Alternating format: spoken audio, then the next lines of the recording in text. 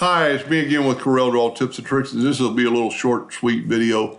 I just thought about while that other video was loading. When I move these up, holding down the control button, probably not the best way to do it. There's an easier way when you're going to move something. Take the parallel dimension tool. We want the bottom of that deal to that one, and we've got 24.67 millimeters. So I've changed my nudge factor to 24.67 millimeters. We're going to take this shape, select all these, and Control D. Hit your pick tool, and then just hit your up arrow key. And they're exactly where they need to be. And then you just take your Smart Fill tool like we did in the last video, and you have your bot. So if you did that on both sides, make life a little easier.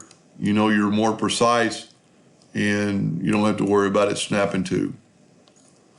I hope that helped a little bit, and thank you for watching.